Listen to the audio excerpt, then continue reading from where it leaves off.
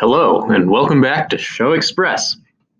This time is going to be all about setting up your live screen exactly the way you want it. So as you can see, I've gone and I've grouped the hexes from the last videos into 4 different groups. So obviously I'm going to want them to be doing 4 different things sometimes. So to make 4 different little menus over here, we can go to Button Settings, Boards, 4.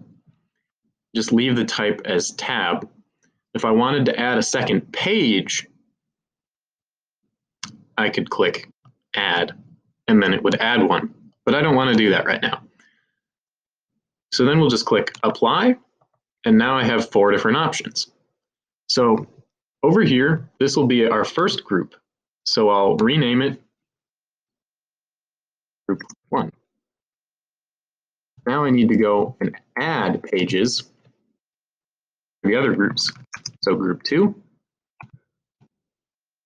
and then we'll add group 3, and finally group 4.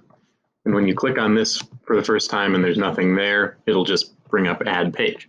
But now we have all these pages. So we can add our steps scenes. So here's group 1, it's red. Now here's group 2, add steps scene, it's white. And we'll keep doing that for the other groups.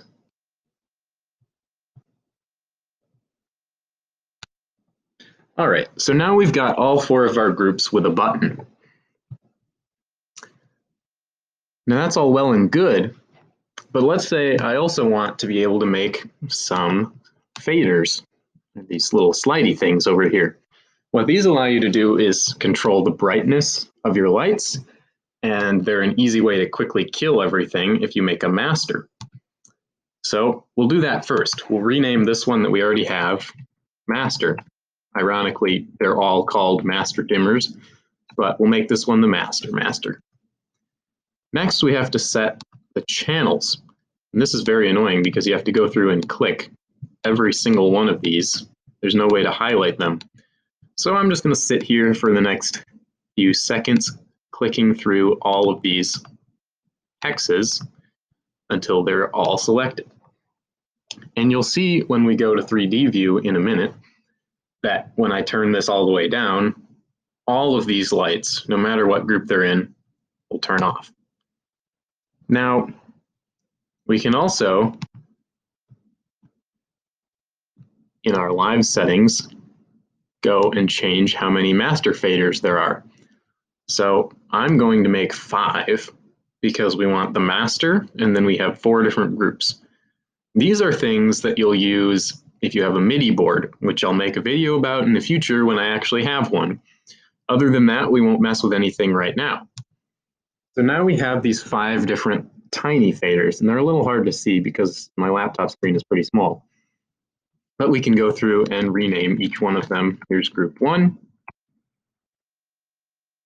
here's group 2, and so on. We would continue 3, 4, and it doesn't know what you're talking about, so you have to go through and select.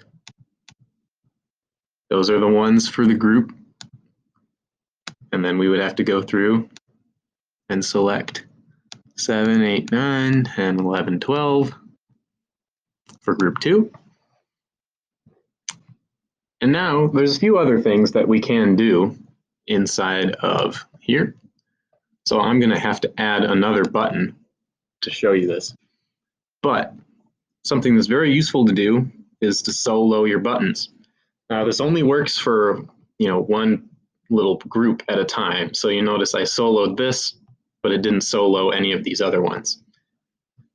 But what that means is when I click on a different button, it automatically turns off the other one. Now this can be pretty useful if you're doing something like this.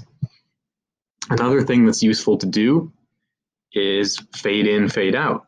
So that way, no matter what you told the lights to do in the scene, you just right click over here and tell it fade in and fade out.